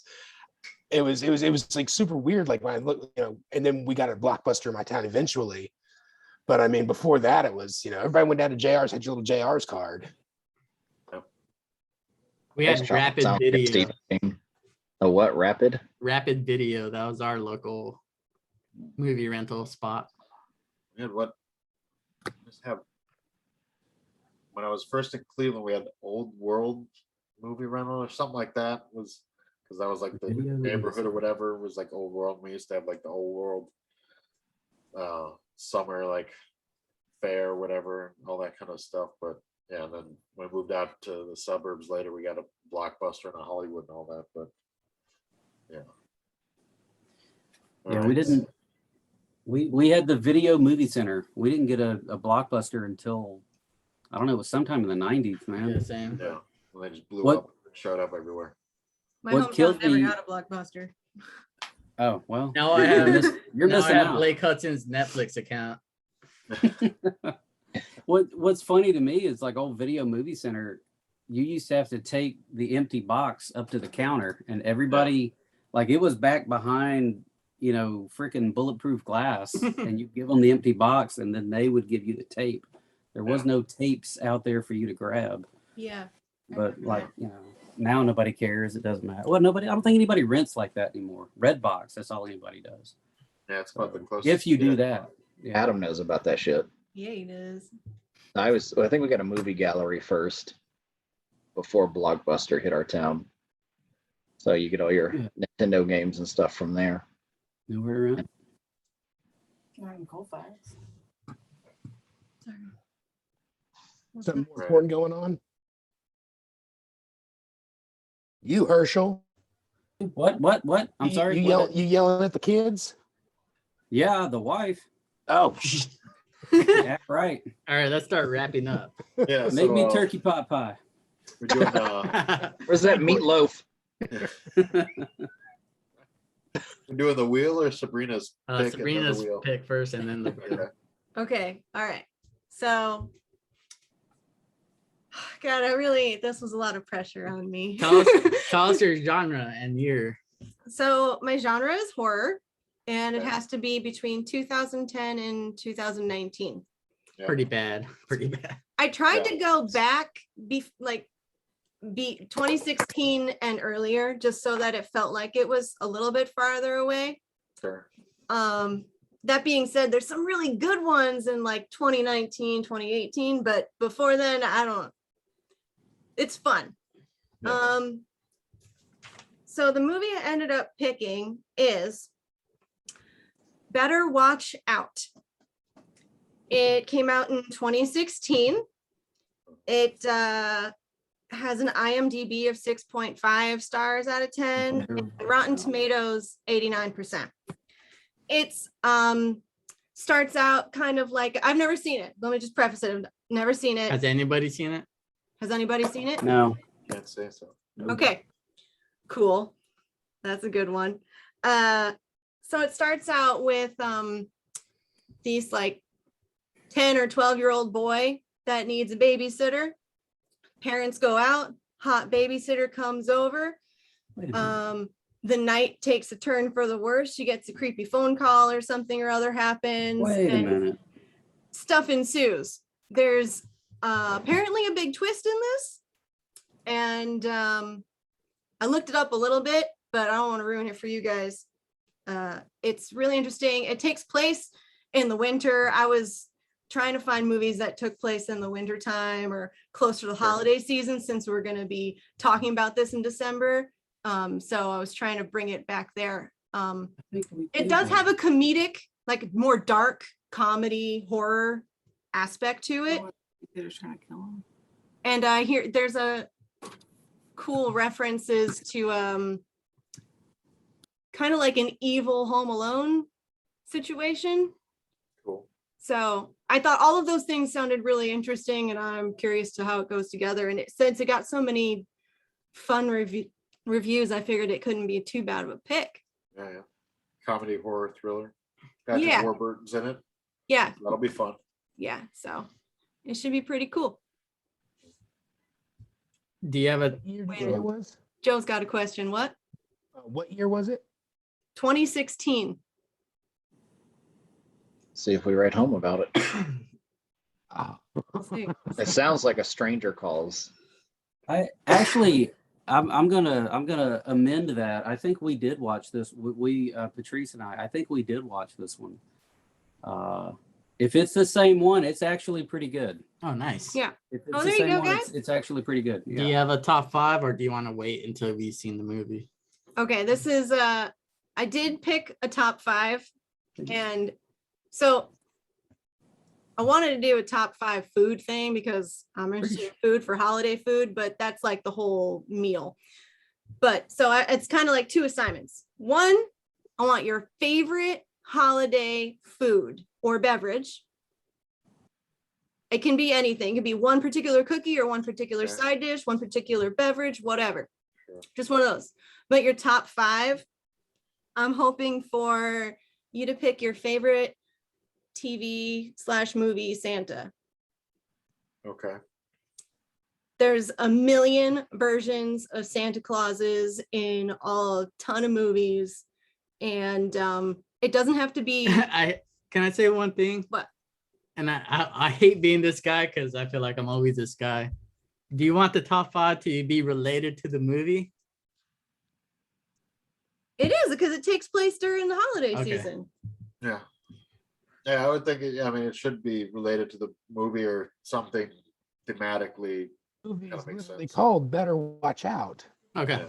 That's Yeah, like- plus, yeah, better watch out, you know. if you don't like Better it, I Not can think of Cry is something the new. sequel? We got a whole month, okay? What was And that? it's not, or my mom will shoot, so. I think Better Not Cry And it is the doesn't have to be sequel. like a movie about Santa Claus. It can just be like there was the one funny scene in a mall. There's like 20 Yeah. funny mall scenes or whatever. So Okay. if that's too complicated, you guys think about it. Let me know. We can come up with No, something. it's different. your thing. I'm Okay, just well, saying. I like it a lot. It's a good idea. Okay. Holidays. Let's get into it.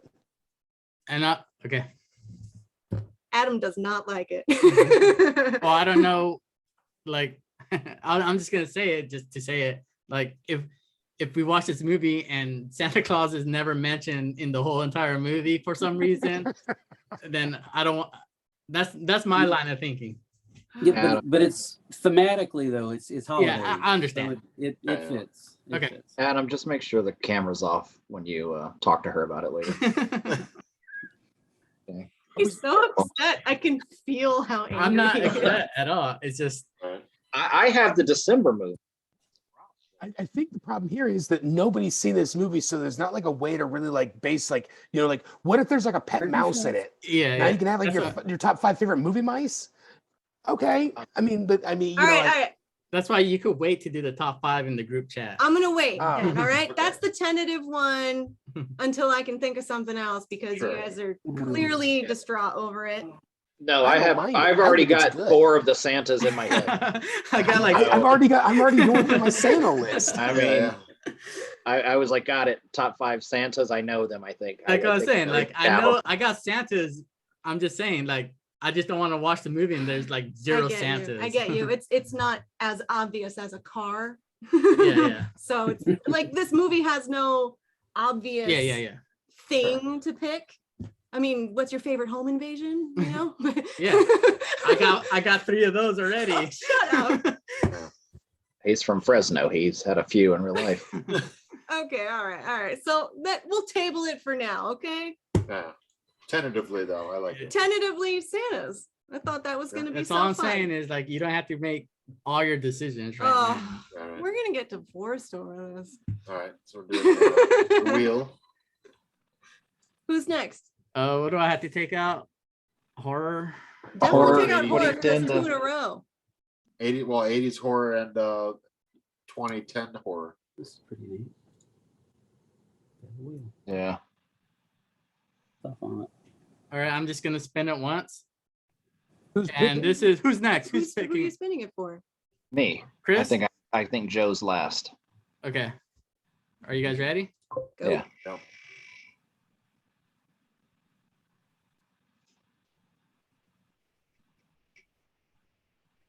Oh, No. you're gonna do so good at this. Nope, that's not. It's a decade too late. No. No, I That's already not have. good, actually. I already have the movie picked. I for knew this. you I was gonna would. say he's got it. I He's already got knew it. he had the movie. Last And- action hero. That you Action, don't say it. 1999. Don't the say movies- it. You have Don't to. quote it. Don't anything. You have to And hold on why to that is secret for 30 days.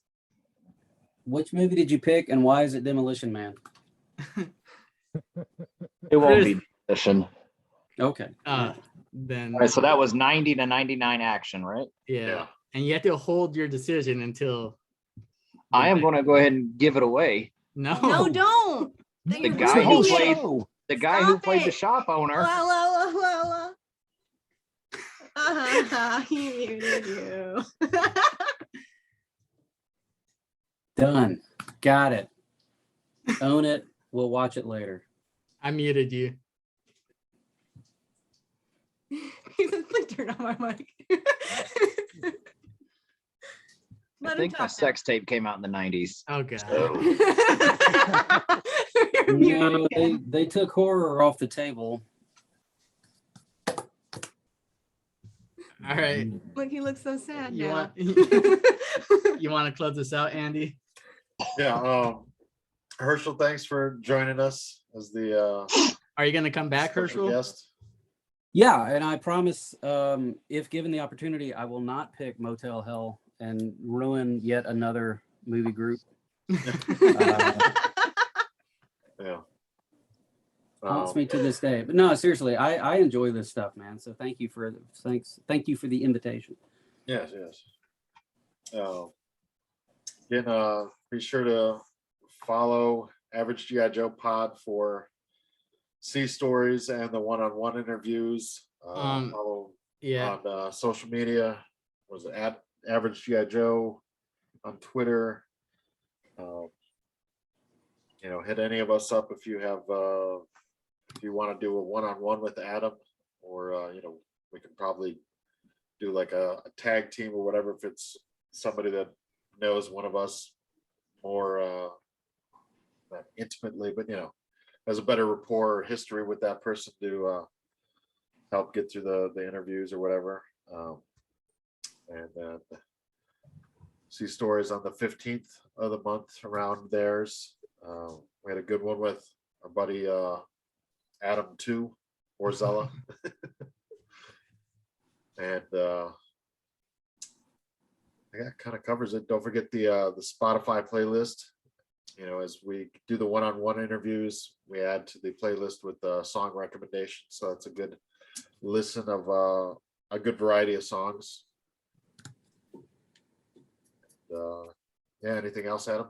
Yeah. Everybody on here except Herschel has an interview on the Average G.I. Joe podcast. So if you want to get to know more about them, I'd suggest you search up the podcast and look up their interviews. And then Sabrina will be hosting the entire next episode next month. So looking forward to that one. That's gonna be a great one. You guys got anything? Was that sincere?